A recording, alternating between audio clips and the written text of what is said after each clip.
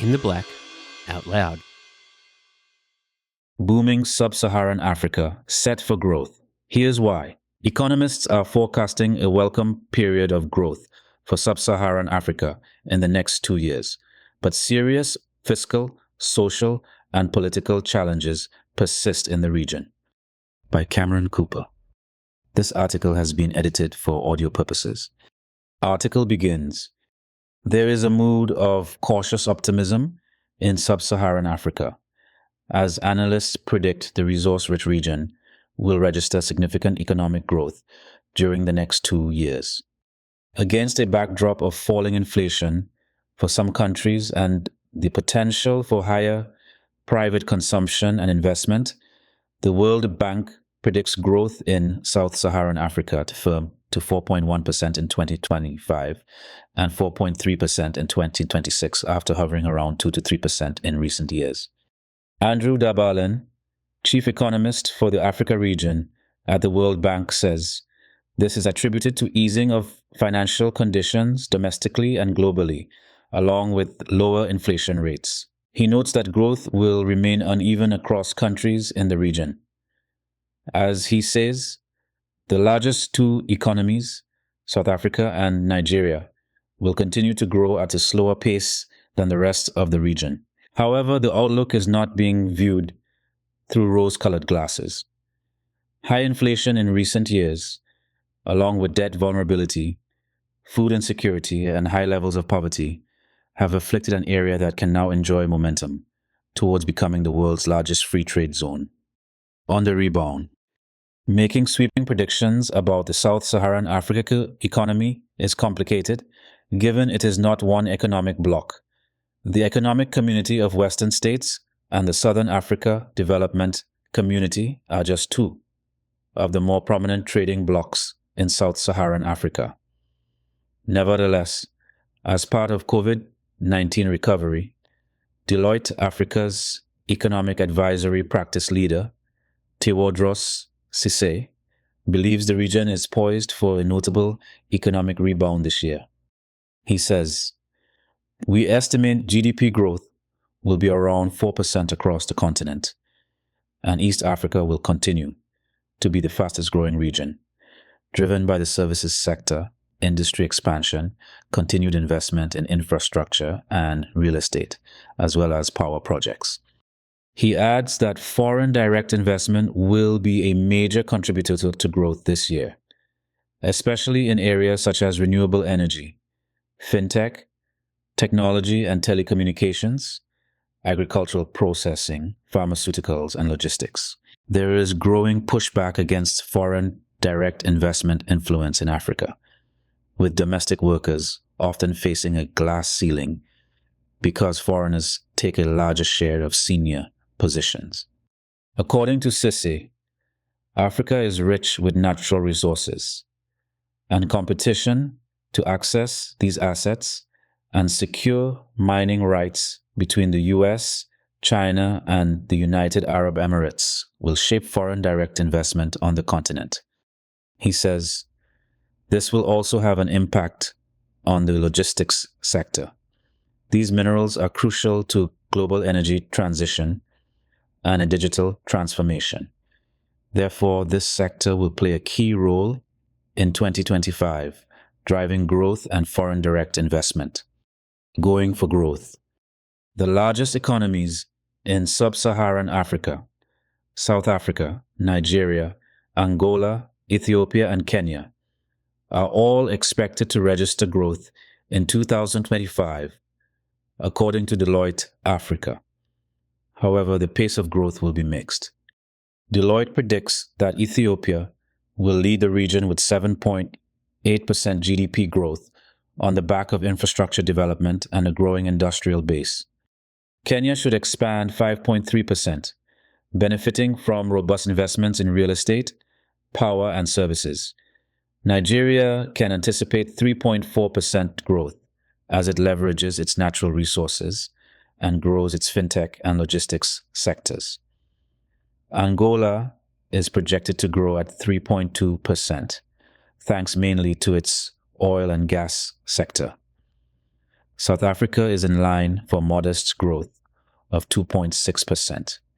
While structural issues run deep, Tewodros Sisay notes that investor sentiment and domestic confidence is on the rise in South Africa following elections last year, but that structural reforms and growing fixed investments are imperative for South Africa's long-term prosperity and growth.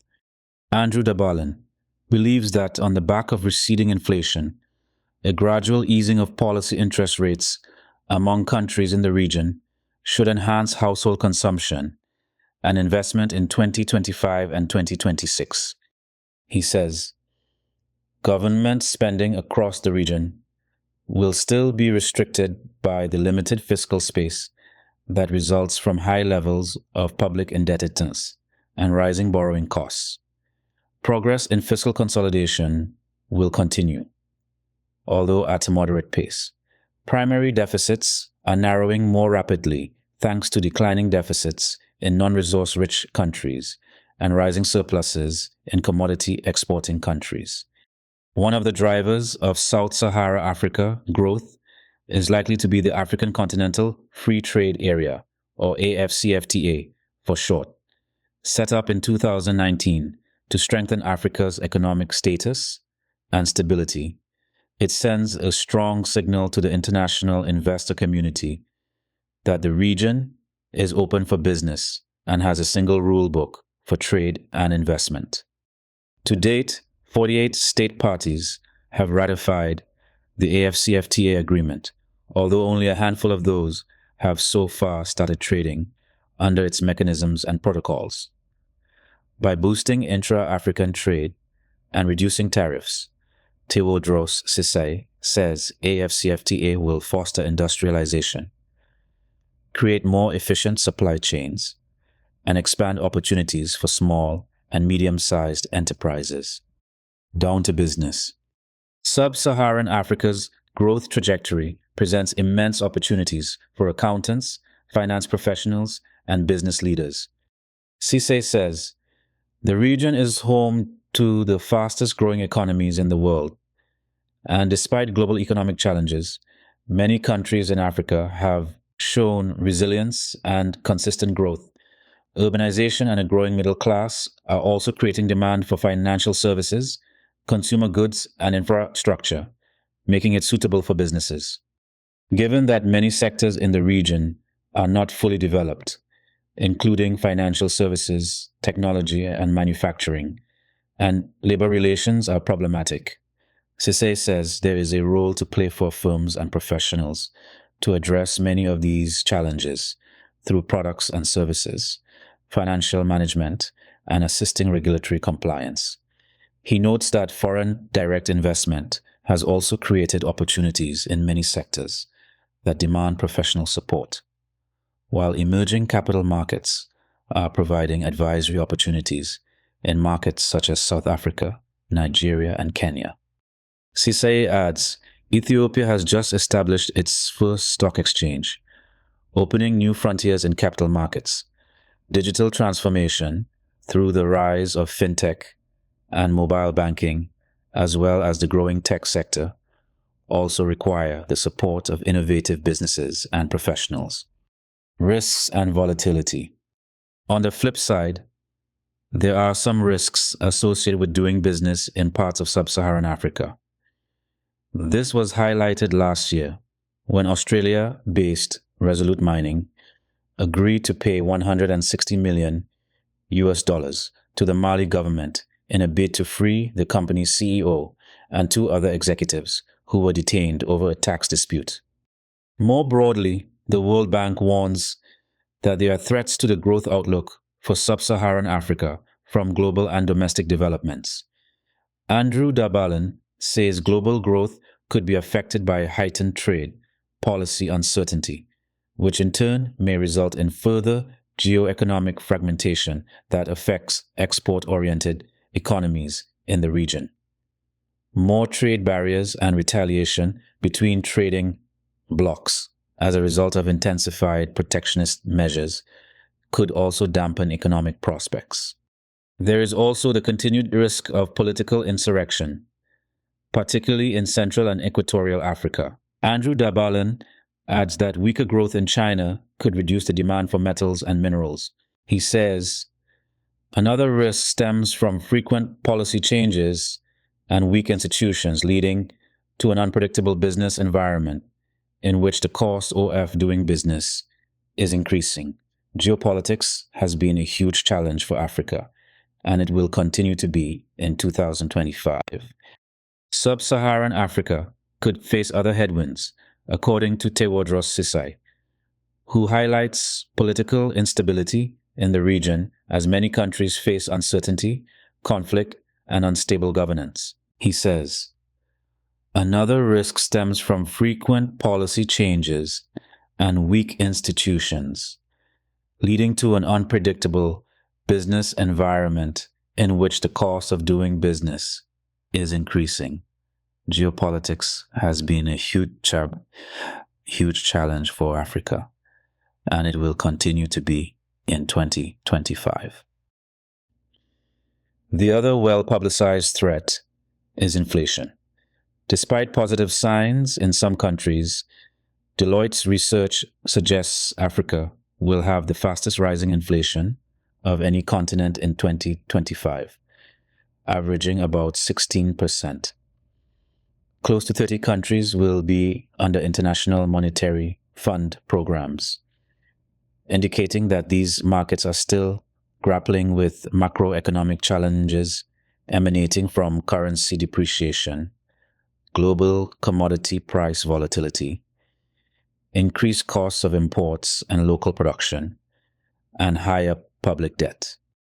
According to Tewodros Sisai, the increased cost of serving debt will restrict governments from investing in much-needed projects that can stimulate further growth. He says, consumers will also continue to be strained, exacerbating cost of living challenges.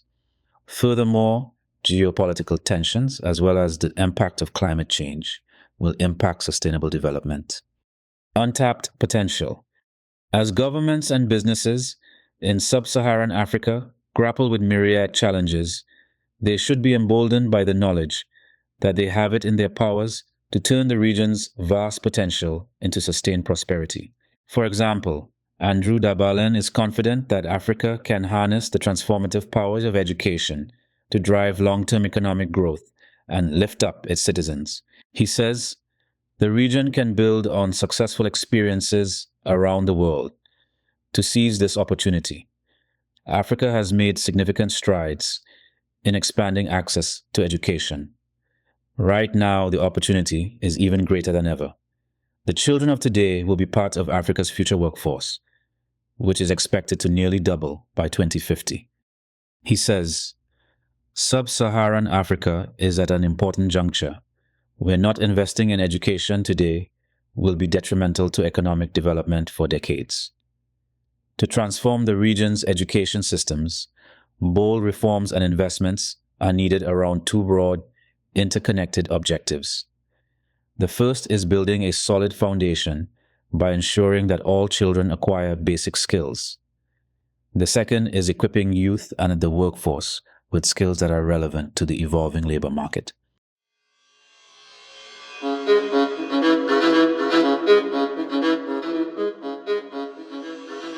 In the Black, Out Loud.